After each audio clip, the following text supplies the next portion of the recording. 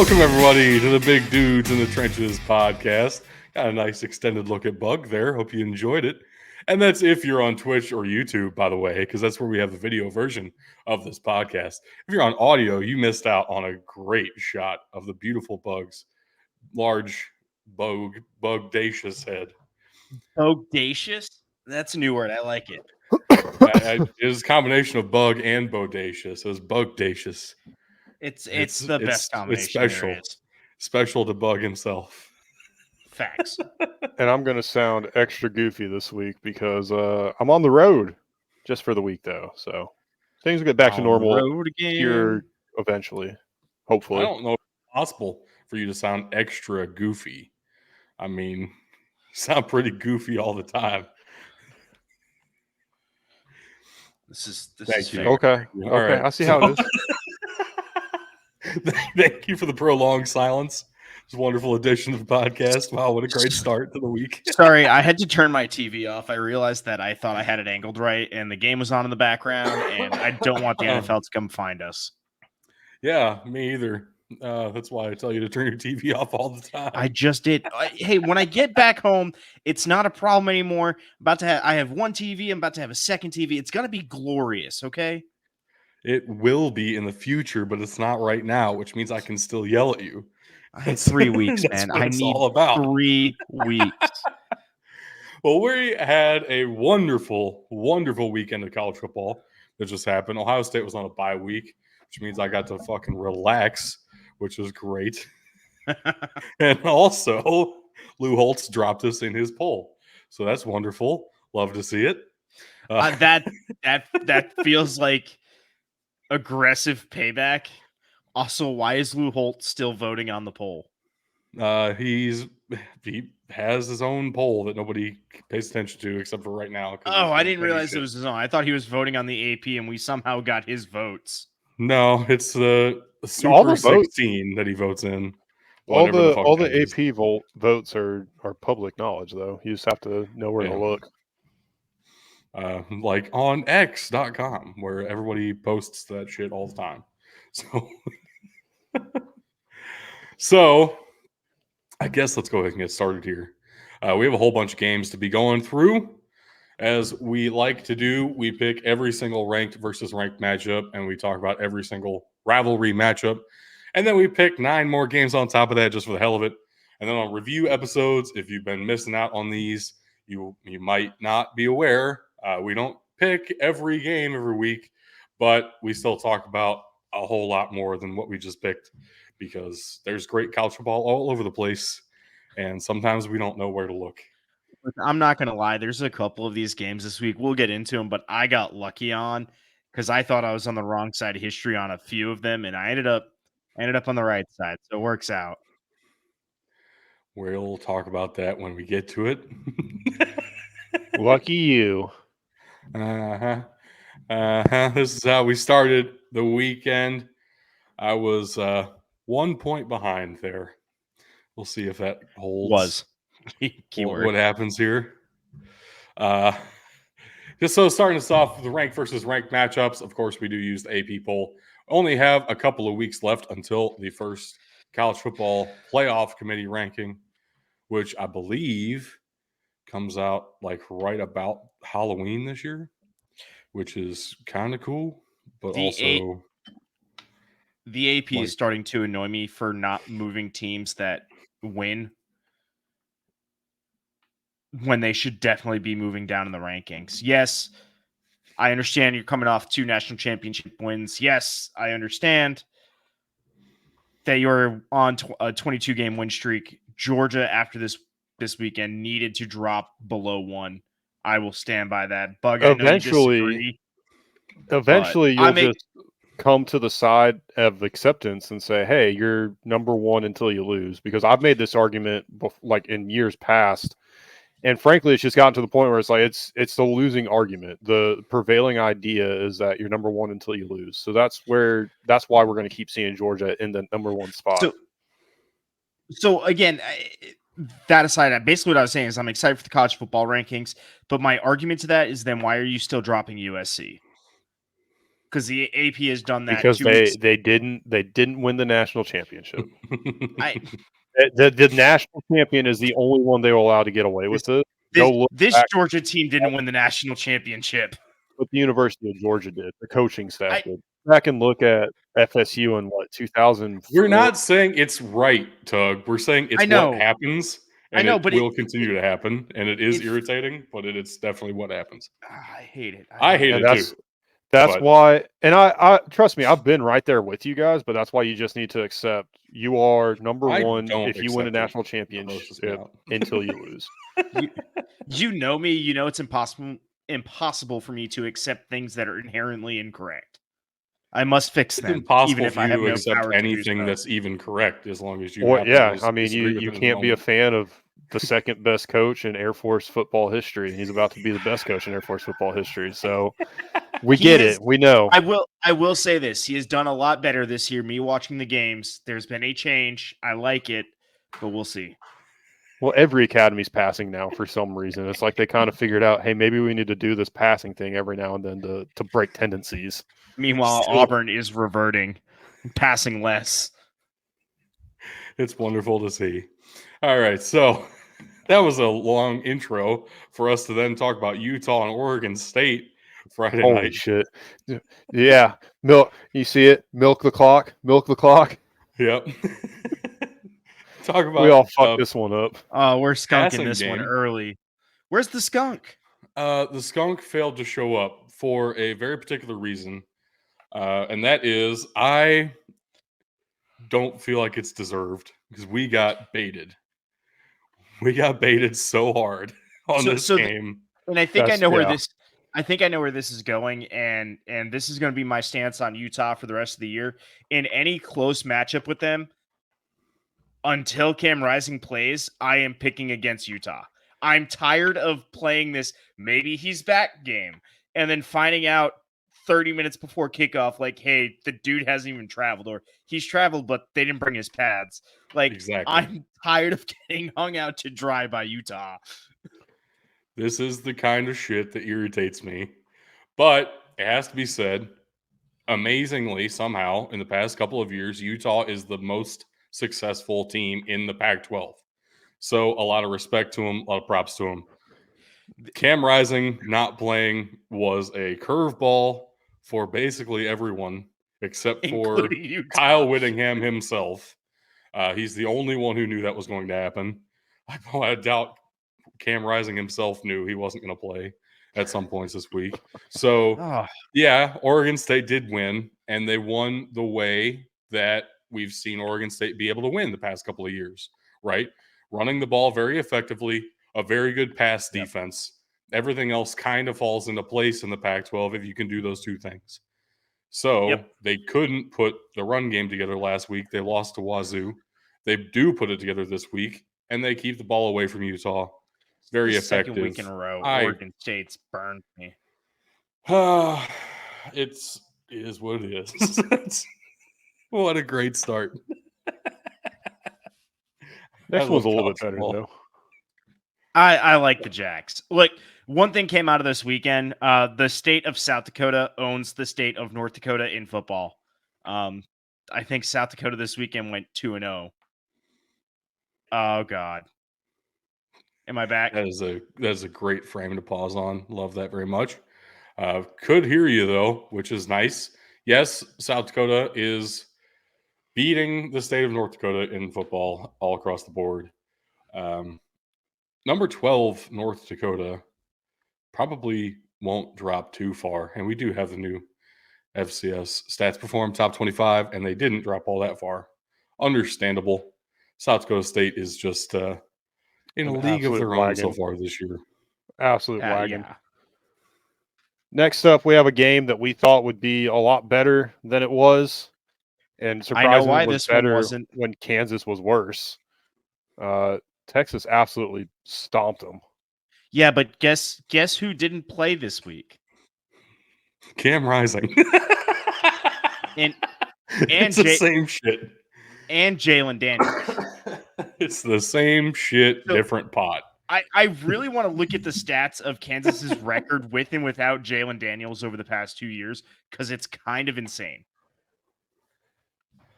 Yeah.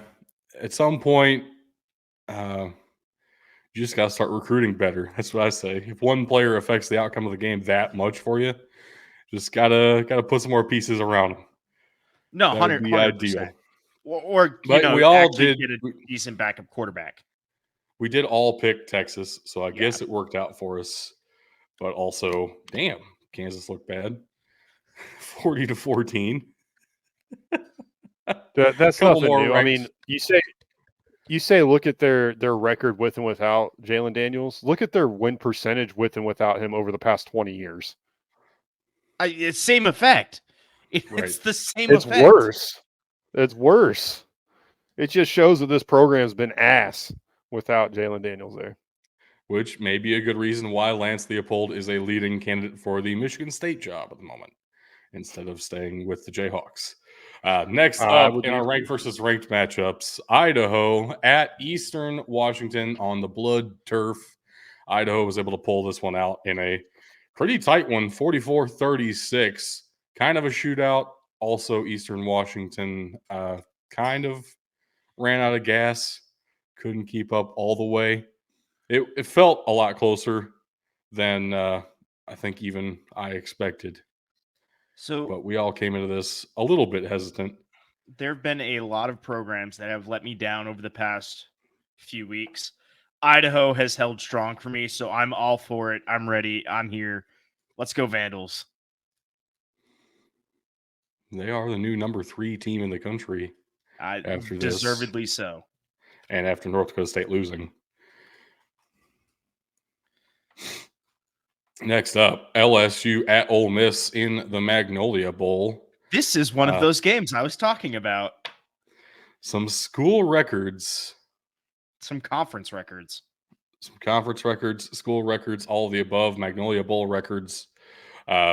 This was a wild one. 55-49 ends up being your final score. Ole Miss on top.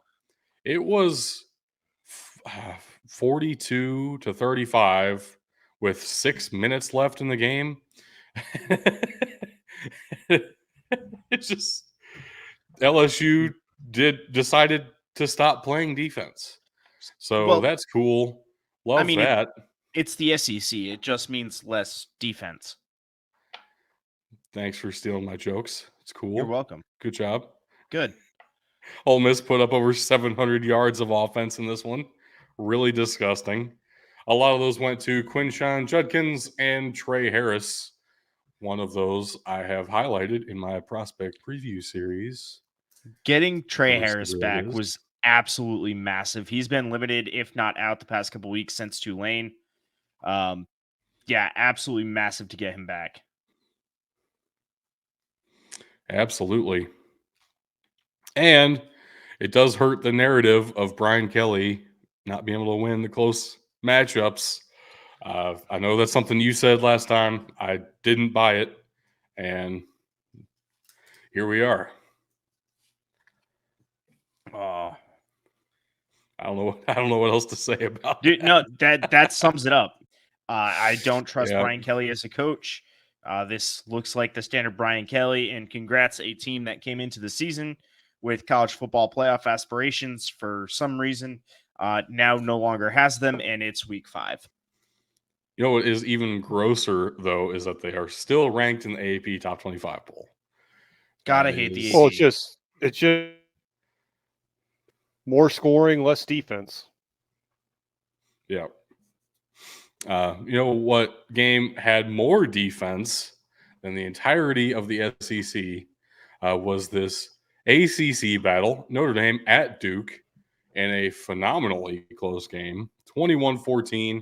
Notre Dame was able to pull out the one-score game in this one as opposed to what happened last week.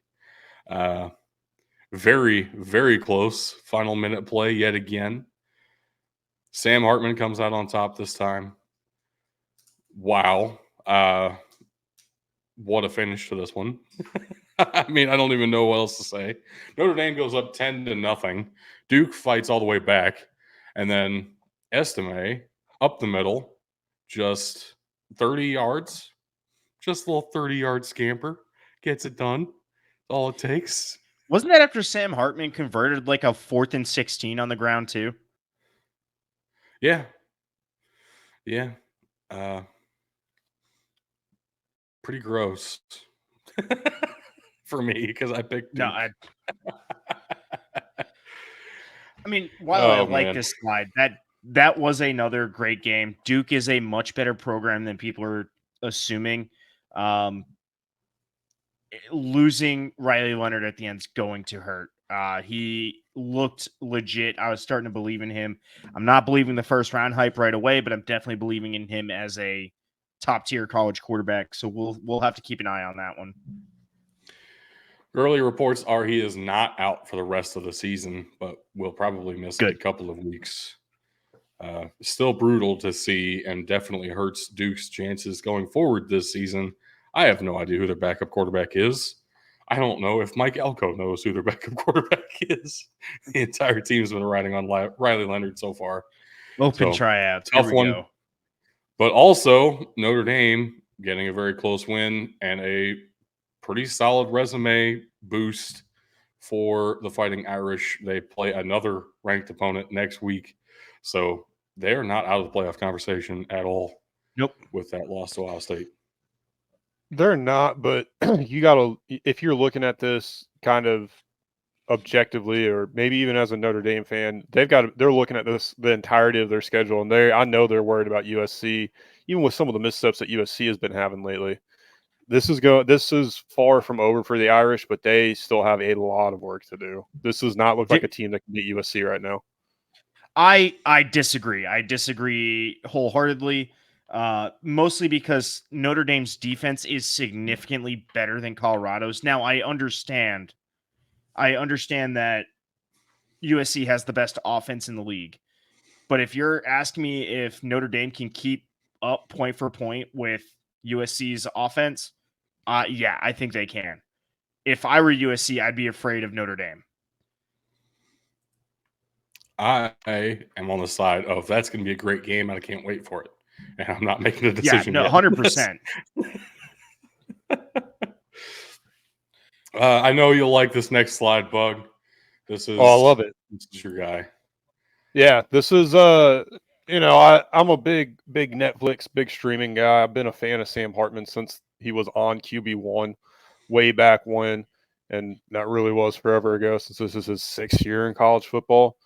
But this is the type of shit that makes me a fan of Sam Hartman. He goes out on the field, he does his thing, but he's pure class on and off the field. I don't know that he's necessarily an NFL talent. I think he's got potential to play at the next level, whether that's in the NSFL, actually. I believe that's going to be the name we're going with in this USFL XFL merger. We can talk about that at the end of the show if y'all like. But I think he'll find a home somewhere playing professional ball, and I'm looking forward to it. He's going to make any team that he plays on better. Yeah, hanging out outside the blue tent after the game, waiting for Riley Leonard to come out. Very classy thing to do. Wish that Marcus Freeman were as classy as his quarterback. That's all I'm going to say there. Fuck Notre Dame. Oh, wait. Did I add something on the end there after I said I was done talking? Oops. That slipped. Not you. You never do that. Was that a fuck Notre Dame that I heard? Oh, and they're not even an Ohio State rival. I hate them so much for no great reason. It's just fuck Notre Dame. I serve up a transition for you on a platter, and you don't want to take it. I don't because I hate my face. Spit in my mouth next time too. Jeez. Speaking of hate, 100 Miles of Hate was on Thursday night. Made for a much worse transition, but we got it done. That's what happened there. This one was pretty well in hand while we were doing the podcast, and let's just say Western Kentucky did not let up here. No. 31-10, never in doubt as far as the final outcome was concerned. Middle Tennessee looked like it might try to make things close. 21-10 after the third quarter, but Western Kentucky kept on coming. They Disgusting. thought about it. They decided they didn't want to. Glad you got that, Bug. Appreciate it. Southwest Classic, Arkansas at Texas A&M. Not really at Texas A&M. This was in Dallas, but close enough. Texas A&M does win this one 34-22. Arkansas did not look good at all. Raheem Sanders was back, and he played decently well, but the rest of the offense was just awful. And that offensive line has been terrible. That final drive against BYU, both tackles went down, and it seemed like all the drive momentum stopped. They had to fighting for every yard would be an understatement for what they had to do from there on out. And of course, they ended up dropping that game to the Cougars. I am very concerned for Arkansas this season to even make bowl eligibility if they can't get that offensive line figured out, because it is atrocious. Yes. No, it is. And I finally went with Texas A&M this time because Arkansas burned me 2 weeks in a row with 2 close losses. Honestly, they were in this game a lot longer than they had any business being. And they had a chance at the end. They just couldn't piece it together. And I don't believe in Texas A&M still, but I had to pick them. Yeah, no, this is not a vote on Texas A&M. I cannot make that more clear. And the AP actually agrees with us for once. They are not ranked, even though they are 4-1 in an SEC school. That is ridiculous, unheard of. All the other ranking spots went to the Pac-12. Well, that's deserved. I love LSU. 2-loss LSU, Yeah, we wasted a slot and 2-loss LSU. But it's 2 ranked losses, so it just means more. EMU it at just means more CMU. Central Michigan. It could be Central University, Michigan. Come. Wow. Central Michigan does win this one 26-23 in an incredibly close game. That is exactly what Maction ought to be. So just close. This stupid close game that nobody really deserved to win at the end there. Central Michigan ends up clawing it out. And the Eagles are having a pretty bad season after it looked like their big breakout turnaround last year. But the Chippewas do have this one in the bag by a 3-point margin. And neither team looked good doing it. That's what the MAC is all about. Love it. I've got some action for you later, too. Don't worry. Oh, we know. Speaking of teams that don't look good, we took the skunk on this one, Colgate at Cornell, after we talked all that shit about how Colgate's just never been a good team. Yep. That one, we deserved this one. We deserved this pretty well. 2-possession game, too, at that. It's not even like if this would have been the score, if the Eastern Michigan, Central Michigan game and this score were flipped, we could at least, hold our heads high, be like, bad team, the worst team got the upper hand on this one, whatever. But I mean, we shit down Colgate's throat so hard, like we deserved all 10 points straight to the face. And it was at Cornell too, like the road team, the team that we said was the worst team in the last 5 years in the FCS level.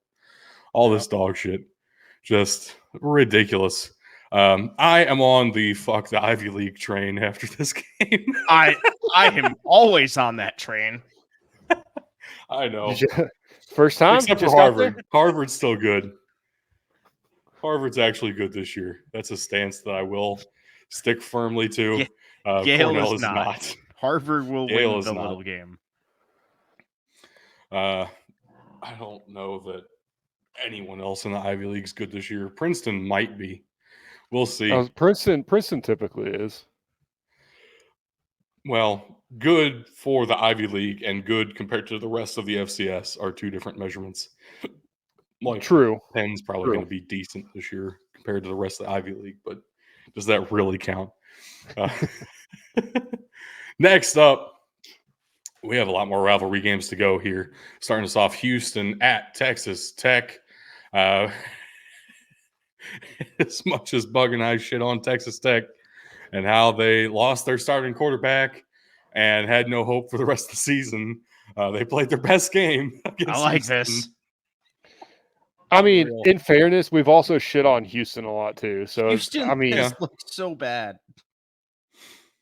You know, all the teams that left the American and went to the Big 12, not a single one of them has a win in Big 12 conference play. It's terrific. All 4 new additions to the Big 12 are 1-7 combined in conference play so far this year. The only win being BYU over Cincinnati.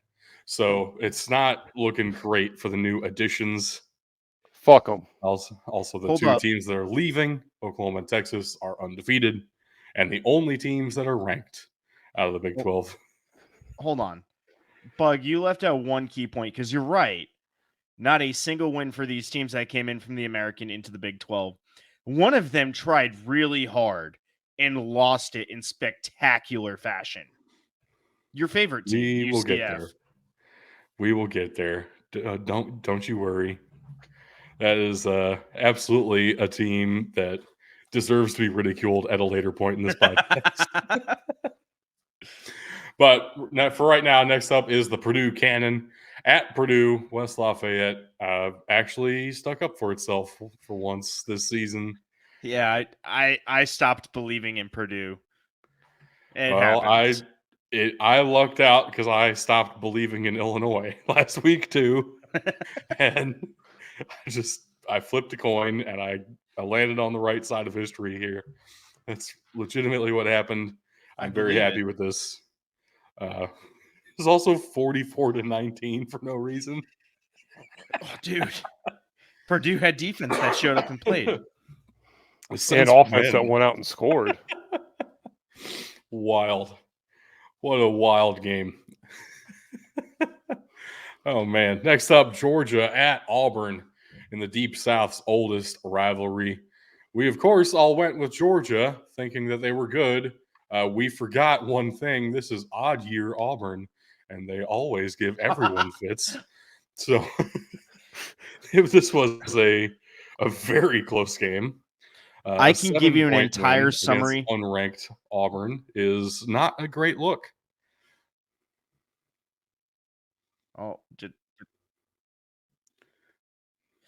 I can give you guys an entire summary of Auburn's offensive play calling. Hey, let's go read option right. All right, hey, we're going to go read option left. They'll never see it coming. Okay, left again. We got this. And they did that for like the entire first half, the first 3 quarters, the entire way down the field. Right, and it worked, so I don't see anything wrong with it. Yeah. If it ain't broke, don't fix it. It's amazing. It wasn't until also Brock Bowers had like 150 yards. 120, one of those were in the fourth quarter. Yeah, it's ridiculous. Brock Bowers will be the second pass catcher off the board in the NFL draft and probably not fall very far. That is wild that he's the best player on this entire team. Brock Bowers is the number 1 team in the country. That's what we learned. At least the number 1 offense. Well, true. No. The top 3 defenses this year, actually, so far, are all in the Big Ten East. So that's shocking. Wonderful. No, I thought it was the SEC. I thought they had the best defenses. I've been lied to. Yeah, it just means less defense. It just means more points. yardage. Just means 700 yards for Ole Miss. Next up, the first leg of the Sergeant York Trophy, Tennessee State at UT Martin. Tennessee State really tried. Give them props for trying here. Good for them. They really put in an effort. Couldn't hold up the entirety of the game, but they sure did play a football game here. That's what happened. They absolutely played a football game. These are facts. UT Martin played better. Those are also facts. I'm glad Tennessee State did not show up with baseball bats like what's going on. Oh, man. I'm afraid that we may have lost Bug, but we do get a chance Have here more. to look at the rivalry matchups that we haven't talked about just yet, starting off with the State Fair Classic. Also in the Dallas area, this one at the Cotton Bowl, Grambling State versus Prairie View A&M. I got to watch the first half of this, and I was looking very confident in my Prairie View A&M pick. And then Grambling just kind of took over. There are, in fact, 2 halves to football. That is crazy. Never heard that before. I know. But I can confirm after watching the first half of this one that I was wrong to turn it off after one half because there are 2 halves. There are 2 halves to football. It really impacted the result here. God, I love us sometimes. It wasn't even like Prairie View was winning. It was just, this was a really great game for one half. And then Grambling just came out and 35-20 is what it is. I took a shot. I can live with it. What was it? I took a shot that Hugh Jackson was not a good football coach. That's what. No, I was hoping you said whiskey. No. I don't know. You say Hugh Jackson's not a good football coach. Matt Eberflus is coming for that crown. That's a different discussion. Oof. That was atrocious on Sunday, but we're talking about college football here. So keeping us rolling, South Carolina at Tennessee. Tennessee is another one of those teams that are ranked towards the bottom of the top 25 just because they're in the SEC and they played like it, but also South Carolina is not good this year. Yeah, So they handled their business. It's unfortunate. I was hoping Spencer Rattler could do something awesome, and he realized he was Spencer Rattler, and he's playing for South Carolina. So, it is what it is. Next up, the battle for the Golden Horseshoe. UC Davis at Cal Poly. UC Davis does take this one as we all predicted, 31-13. Cal Poly is surprisingly to me, they're 2-3. My prediction for the rest of the season, they may win one more. It's about where I'm at with Cal Poly. I know it sounds brutal, but it is the Big Sky, and there are some good teams in the Big Sky, like Idaho. And Montana State, and maybe that's it, actually. Who knows? So next up, Alabama, Mississippi State, which is barely a rivalry game. Like, the announcers didn't even recognize it as a rivalry game. But, Mississippi State thinks that it is. So it's here, and we all made predictions for it. 40-17 is your final score here. Alabama winning this one handily, never in doubt. Nothing else to say there. Understandable. There really is. I mean, what do you want us to say? Alabama's better team. I don't know. And here's the thing: if people talk, Bedlam's the most one-sided rivalry, but it always has hype, and part of that's because it's 2 schools in the same state. If Auburn, Alabama was this one-sided, it would still have all the hype. The Iron Bowl would still be the Iron Bowl because it is 2 teams in the same state. But Alabama and Mississippi State, who cares? Mississippi State fans, apparently. That's about it. Maybe not after this year. No, they still will. They'll still take the cowbells off their girlfriends' necks and take them to the game with them. Yep. Beautiful. But I got some games to talk about this week. What do you all say to that? We got surprise. Very fun. Very fun. Good times ahead. Surprise. Is this my worst slide? Another ranked SEC team losing to an unranked SEC team. Who would have thunk it? Apparently, Kentucky's a football school now because they have a massive home field advantage. And Florida was not ready for them at all, getting absolutely dominated here. All the issues that we saw with Florida early in the year that we thought, maybe they figured it out. It's probably just because they're playing shitty opponents. Kentucky dominated this one. Here's a really fun stat for this game. Going into this week, Florida had only allowed 329 rushing yards in the previous 4 games. That's a good stat. 328 rushing yards allowed. Then in this game against Kentucky, they let up 329. So Kentucky dominated. And also a very nice stat, Kentucky won this game 33-14, only passing for 69 yards. Nice. The nicest of stats. The nicest physical domination I've ever heard of.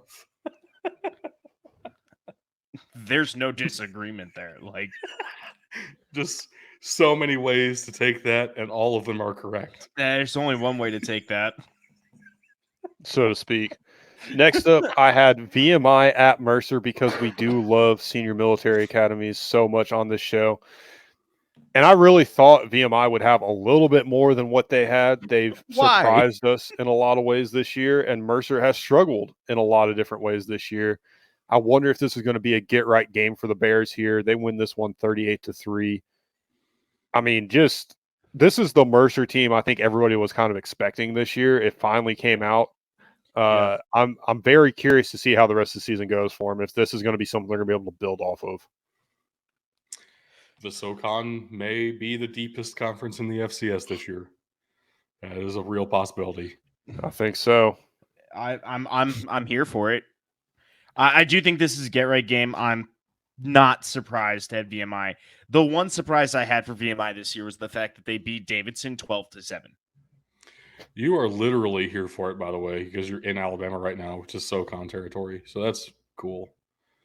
You're literally there for it. Yeah, I actually am 100% here for it. Yeah. Yep. And then your one good game of the week, Bug. Yeah, absolutely. Yeah, I would agree. So excited about this one. Look, this was, as much as last week was kind of a get-right game for Memphis after that abysmal showing against Navy, they still lost to Missouri. And I can't imagine where they would be ranked if they had won that game and then gone and done this to Boise State. There's absolutely still some issues with that defense as they gave up, 14 points in the last 5 minutes of the game. It was a little ugly there. Yeah, but so 17-0 Boise State to open things up. Yeah. I was just gonna say, and it was 15 points. Boise State did get a 2-point conversion there to make it a 3-point game. But ultimately, the Tigers were able to take care of business and take home the win here in their first ever matchup with Boise State. This was a huge win for them, and again, this is their last non-conference game of the year before they take on this conference slate here. They are looking like the top of the conference, frankly. Tulane has not been as good as I think people expected them to be, and with the departures of Cincinnati, Houston, and UCF, it's pretty much Tulane and Memphis at the top, and right now I do think Memphis is the better team. No, we all know Rice is going to come out and win the conference, though. They fucking might. Holy shit. And I agree with everything you said. I thought Boise State, on the other hand, was going to be sitting at the top of the Mountain West. It's looking like that is not going to be the case. I think the top of the Mountain West is starting to separate itself, but Memphis is definitely in that position in the American. Man, put them against Tulane next week. I don't know which way I'm going, so I'm going to be real mad if you tell me they're playing Tulane next week. But we'll see. I'm excited. They play Tulane on Friday. Oh, my God. They have this week off, and they play Tulane on Friday the 13th at home. Oh, God. I don't like that. Gorgeous. I don't like that. 13th football game.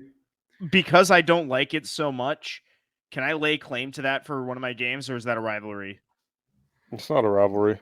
All right. But I'll tell you what is.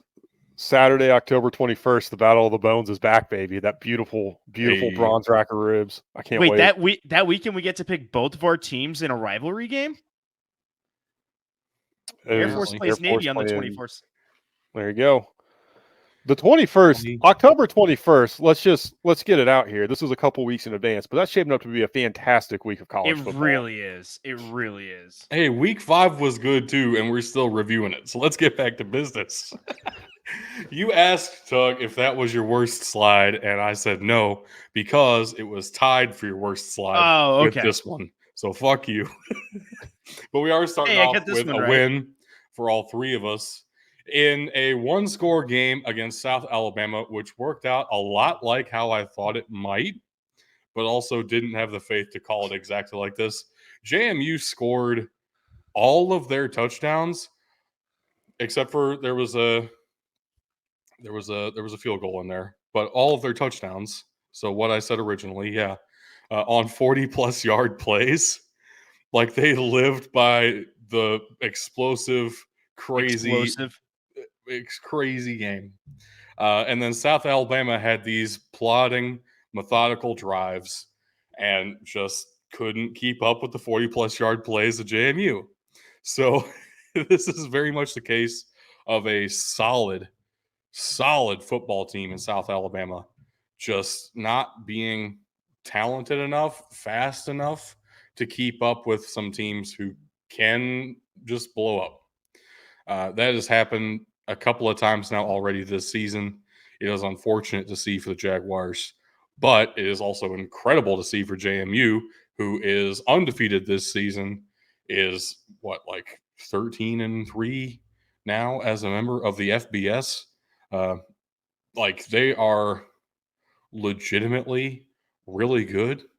Let them play in the postseason. Let them play in the postseason. It's not going to happen, unfortunately. I can still want it. But this was a really good game that South Alabama really was in all the way to the end.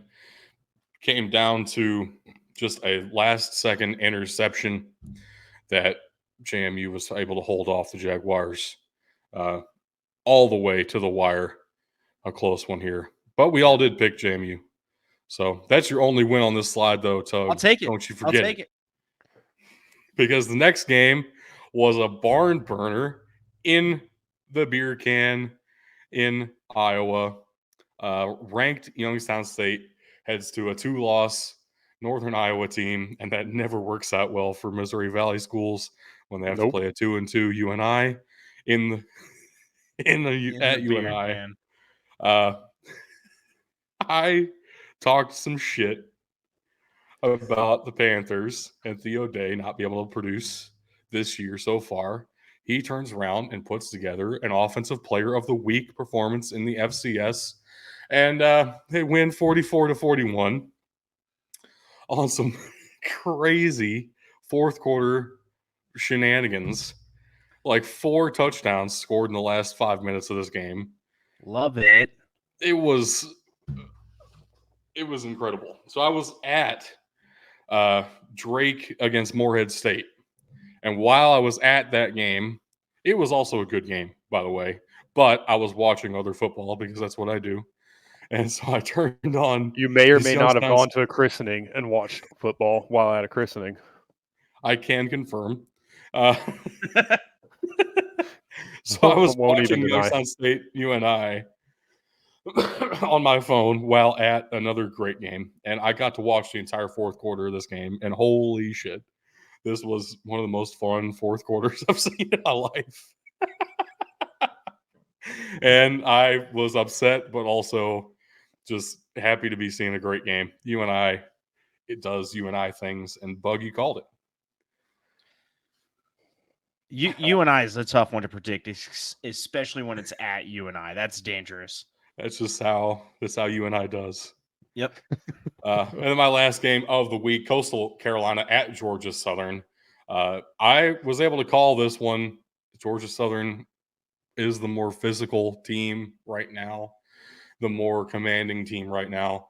But oh my gosh, Coastal Carolina had a couple of really good chances to win all the way down deep into the fourth quarter and just kept giving those chances away. Not literal giveaways, but I mean, like, they just couldn't execute in critical situations down the stretch. This ended up being a 2-score game. It felt like a 1-point game. Like it was just a physical confrontation the entire way. And Georgia Southern was able to pull it out mostly off the backs of an incredible second quarter with, Coastal Carolina just couldn't keep up. That's the effects of what Tim Beck has done to this offense. It is brutal. Coastal Carolina did finally look a lot better this week than they had, but it just was not enough to keep up with Georgia Southern on what is turning out to be a storybook season for them. Not only that, but this was an attendance record for Georgia Southern. They are really getting noticed by their fans as well. It's good to see. Very happy for Clay Helton. And I want to make the case that I had 3 really good games this week. I was thinking about it. I think he might hit that range. Doug, I think you're getting our first 2-point week because I'm not going to match you. I appreciate it, fellas. This was a very fun week of football. And I'm lucky to have nailed 3 really exciting games. All right, before we end yours, I do want to say I did originally pick Sam Houston or Jacksonville State at Sam Houston State. That was a really good game. We didn't keep it on the show because it was on Thursday, but that was also a fantastic game. I think you're probably going to talk about it later, but I need to shout that out as the transition to my slide. So instead, as opposed to that overtime game, I took the world's ugliest Maction overtime game, Buffalo at Akron. And I pulled this one out, and it is worth noting, in my opinion, the only reason Buffalo was able to hang in this game is Akron's quarterback did go down with an injury early in the game. I think in the end of the first half, and Akron wasn't able to do anything the rest of the game. Now, Buffalo really also wasn't themselves. I mean, I still make the argument. This is Buffalo being themselves. Yeah, he's got a point.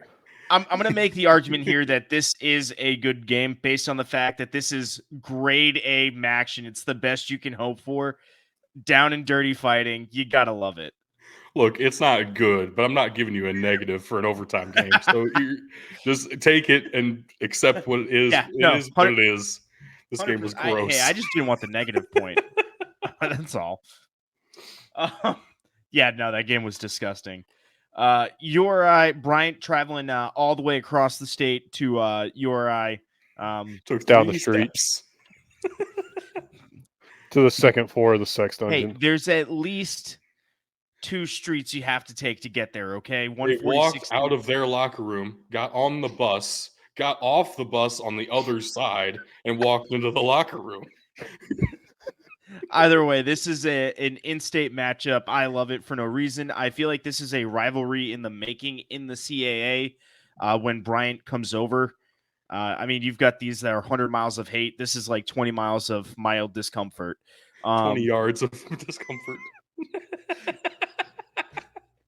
So I like it here. The Rams pulled it out. Decent game. Bryant put up a little bit more of a fight than I honestly expected.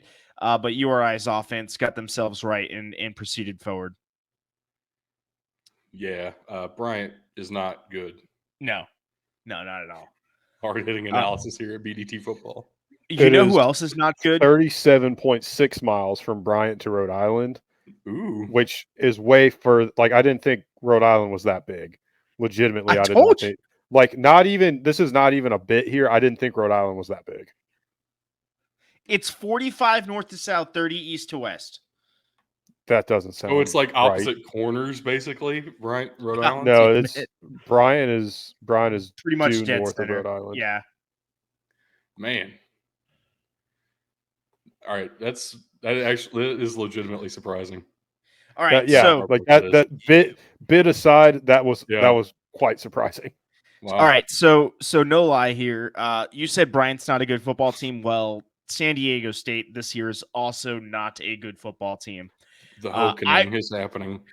I'm not going to lie. I was a little worried in the first quarter when San Diego State went on a 16-play, 9-minute drive, and I went, oh, my God, they're giving us our own treatment. They know they're not as good, so they're going to control the ball, and that's going to be the end of this, and we're not going to – oh, God. Yeah, Air Force then said, yeah, fuck that, and started making plays. They passed the ball more than Auburn, at least with more pass yards, 136.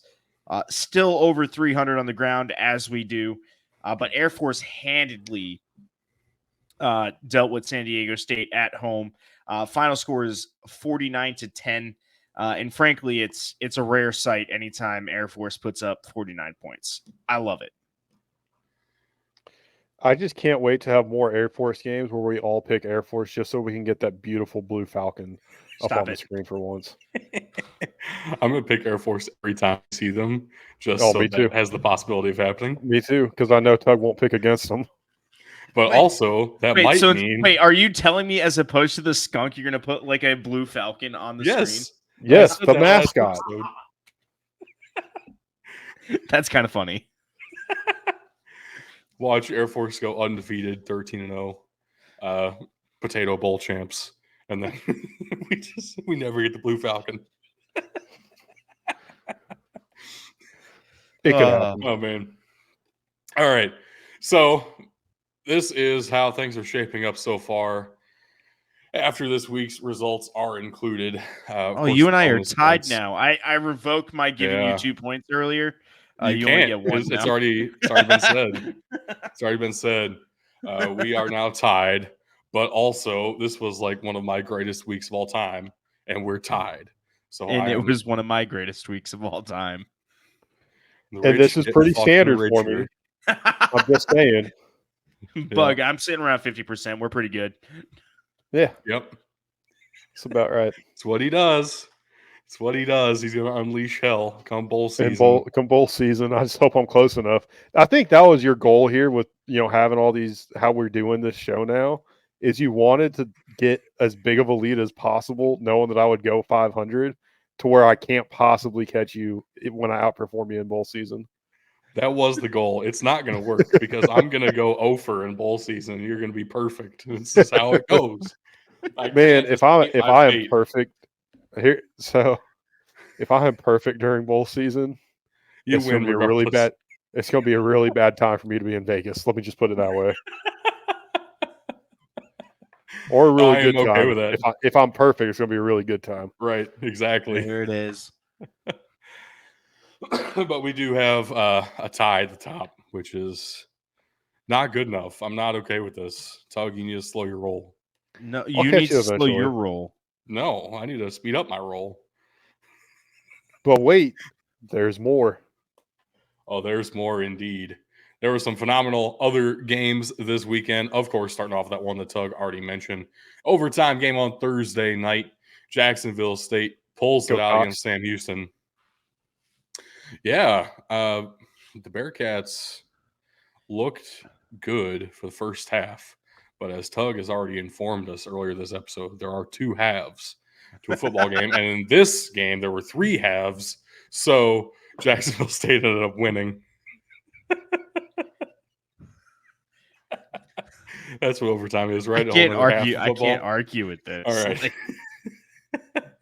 Do have to talk about USC at Colorado. I know everybody in the world's been talking about this game, but Caleb Williams did throw 6 touchdowns, 1 interception, and is the only reason that USC has any chance of winning any football games this year, which is kind of insane. This defense sucks ass.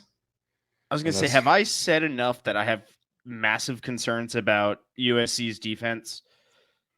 No, I knew they were going to win this game, but man, that is still closer than I expected Colorado to keep it. And I know Colorado didn't really come back until the fourth quarter, but you can't let teams like that hang around.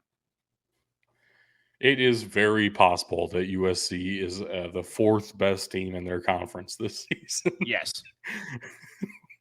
And 5th best if Cam Rising ever actually comes back. Facts. Those are facts, undisputed facts. A couple of 1-point games here. Utah State at UConn. Dear God, the Aggies end up winning this one. Fucking bad. You know who else sucks really bad is UConn. After going to a bowl game last year, they're now 0-5. Brutal. Back to reality. We made our bowl game, guys. We're good for the next decade. Just like Illinois with Lovie Smith. Yeah, pretty much.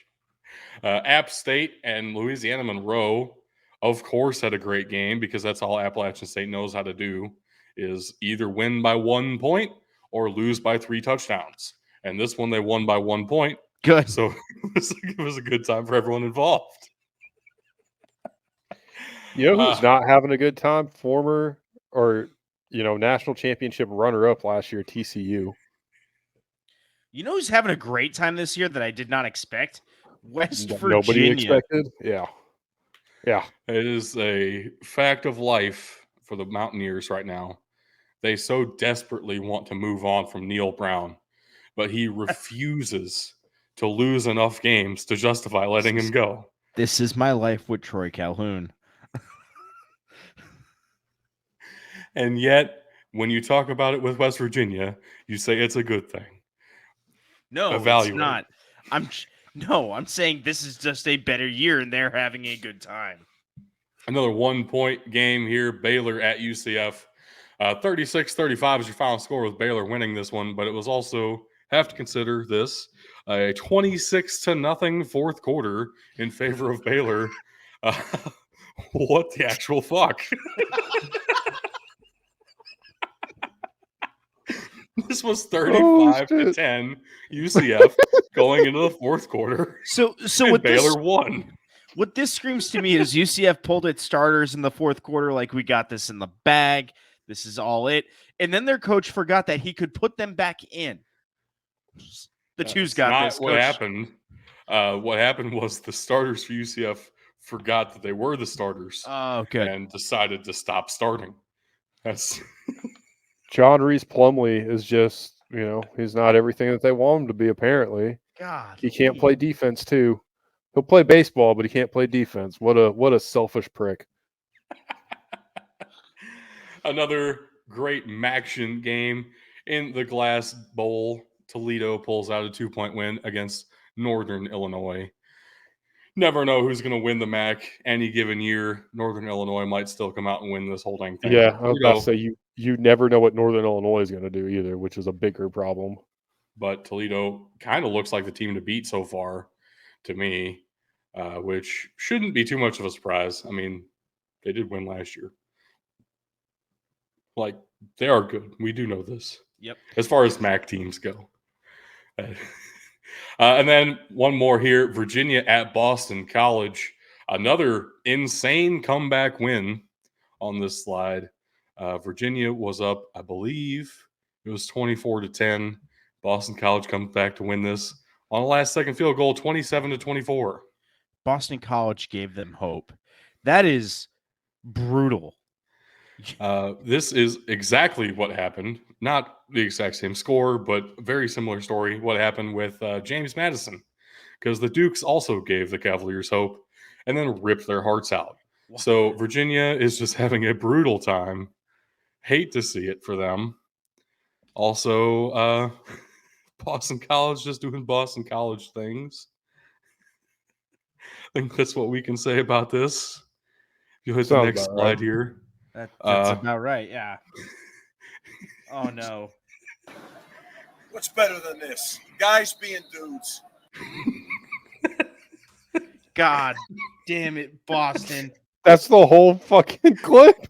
Yeah. There's not. You get no context. Just guys being dudes. We're just some guys being dudes right now. Dudes. That is Boston College. Gotta love it. God. A couple of great FCS matchups, of course, to talk about here as well. All of these are ranked upsets, except for one. But we'll get there. Number 2, number 5, number 6, number 8, number 14, number 15, and number 16 all lost to unranked opponents, or at least had one possession games with them. I know NC Central did win by 1 point in overtime. That is not winning. You're playing Campbell. You got to play better than that. I know Sacramento State had a last-second interception against Northern Arizona. Northern Arizona's 1-4. The fuck are you doing, Sacramento State? Get your head out of your ass. Oh, my gosh, dude. This was an insane week in the FCS. Yeah? What's your question? I assume it's a typo. How did Townsend beat New Hampshire by 33 points in overtime? I'm assuming that's supposed to be a 24. That's a 54-51. Okay.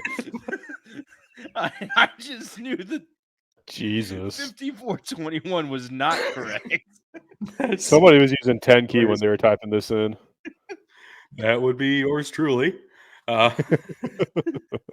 Yeah.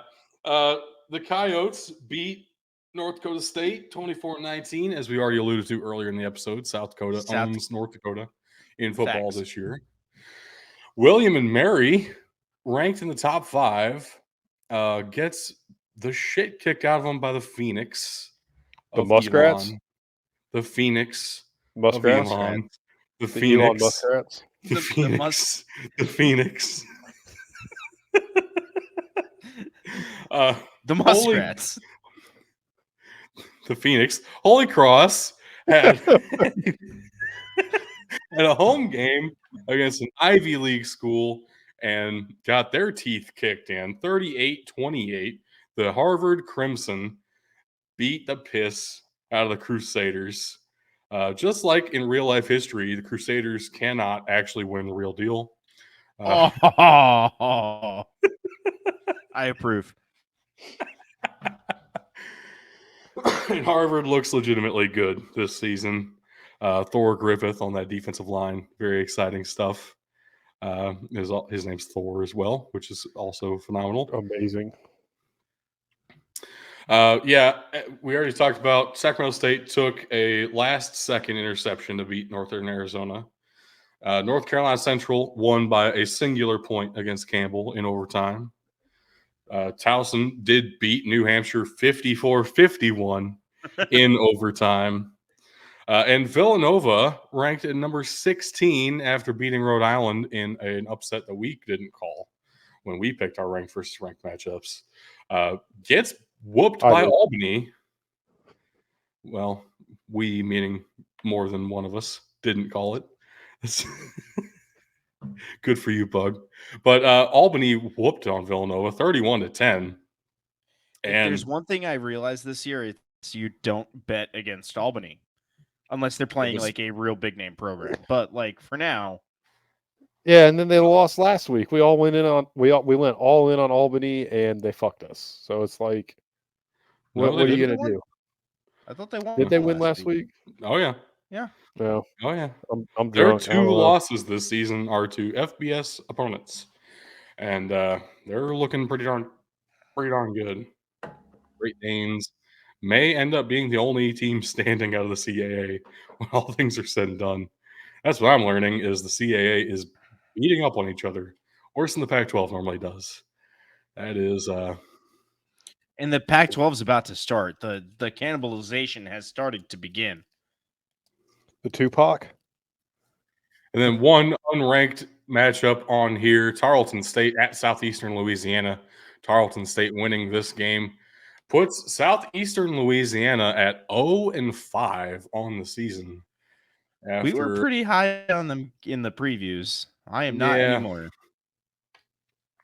Here's the thing. They had Cole Kelly last year. They do not have Cole Kelly this year. It is amazing really how much he was. Yeah, how much he was that offense. So I'm looking at next week for Southeastern Louisiana. See Incarnate Word on the schedule. A top 10 Incarnate Word team. That sucks for Southeastern Louisiana.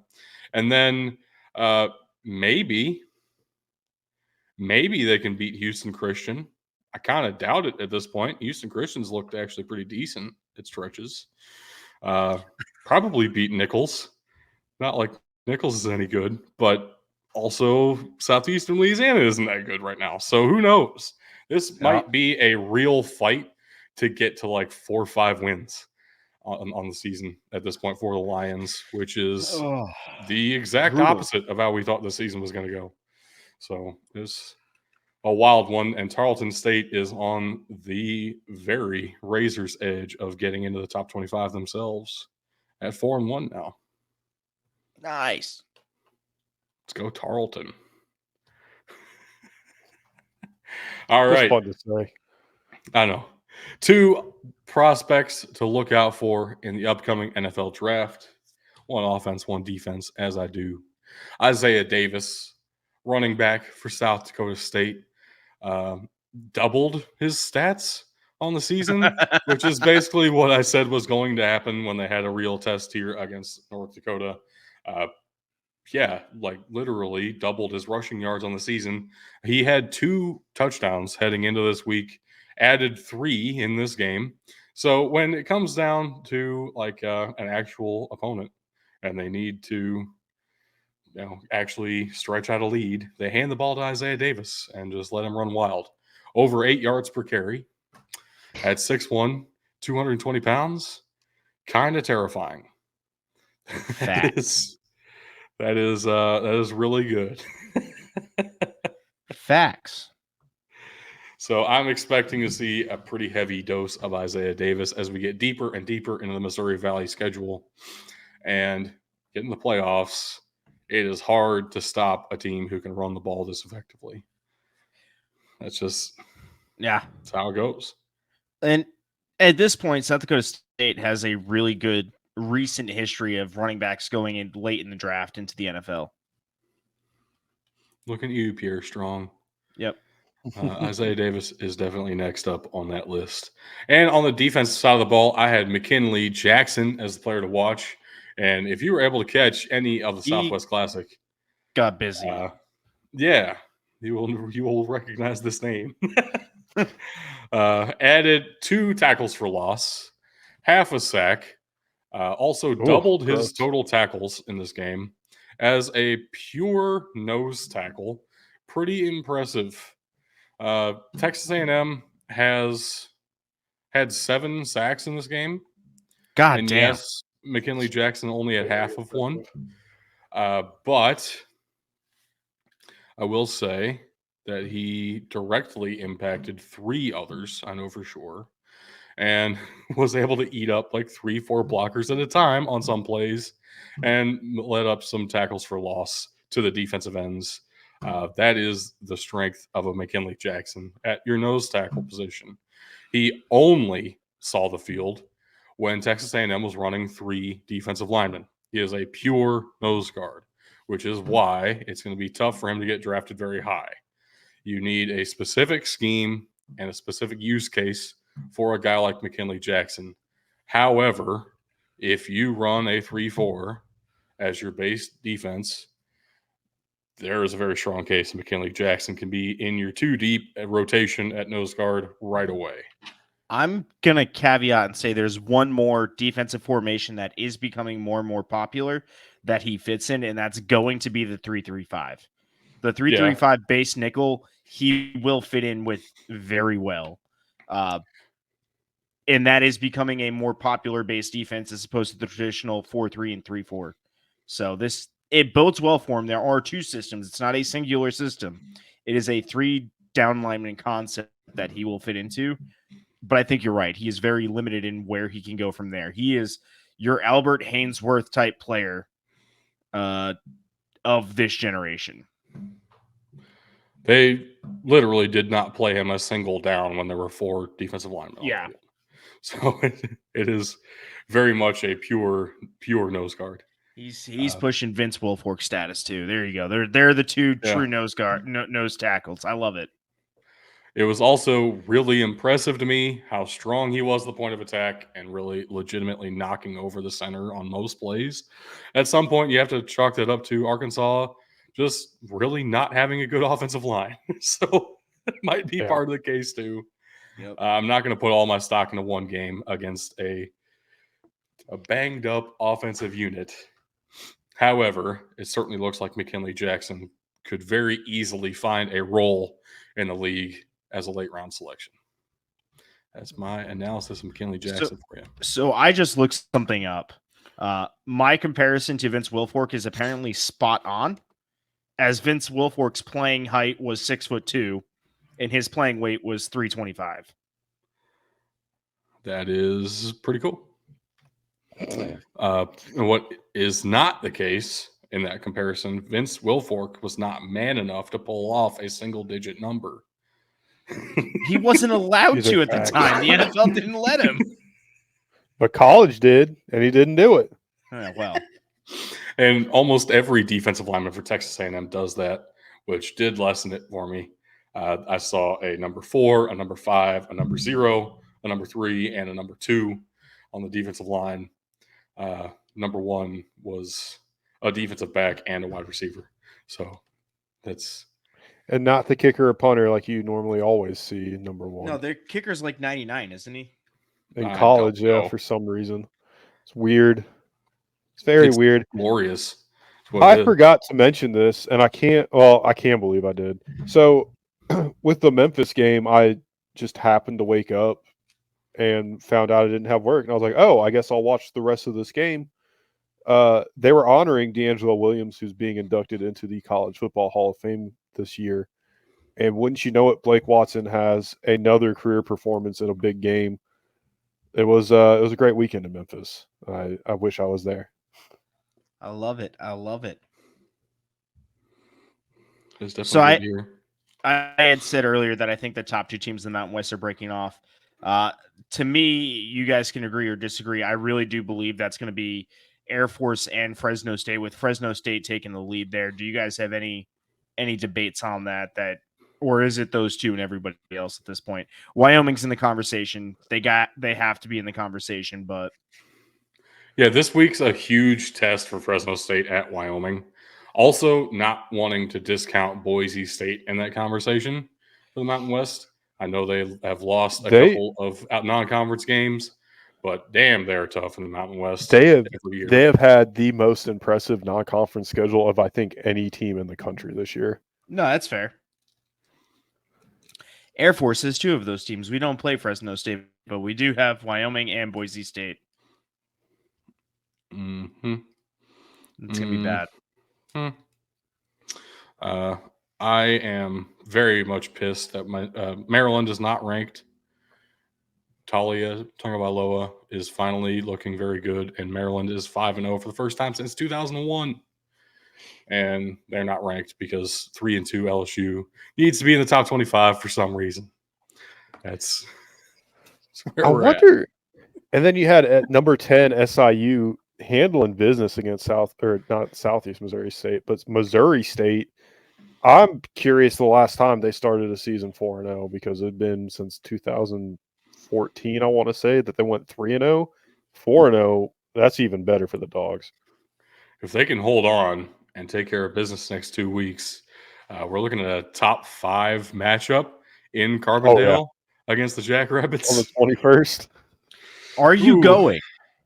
Are you That's the real going? And I'm question. not talking to you, Doug. I'm talking to Bug. We'll see. I definitely want to. We'll see. I don't know. All of get me your on the phone issues with have been Morgan. resolved. Yeah. Tell Morgan Doug will read her a bedtime story and sold. Done. So creepy. Oh my god. But to close this out, Tell me I'm wrong. Close this out, I just want to say one thing. If it jiggles when she walks, then I listen when she talks. All right, ladies and gentlemen, I have some links for us. They will be linked in the description below, but I will read them here because I like everyone. Maybe Doug a little bit less right now. We have patreon.com/btfootball, x.com/btfootball, facebook.com/btfootball, instagram.com/bt_football, bdtfootball.com, mailbox@btfootball.com, youtube.com/@bigdudesinthetrenches, twitch.tv/bigdudesinthetrenches. Both of those are all one word, no spaces, no caps. And the Discord will, as always, be linked. Bug, I need your dad joke. Read the Discord, you coward. No. If you see a crime at the Apple store, what does that make you? Not a doctor. Not a witness. I ain't no snitch. An eyewitness. No. All right, ladies and Latin. gentlemen. I saw nothing, and that is all the time we have in the show today. Thank you for watching and/or listening. And just remember, you can't win a game if you can't win in the trenches.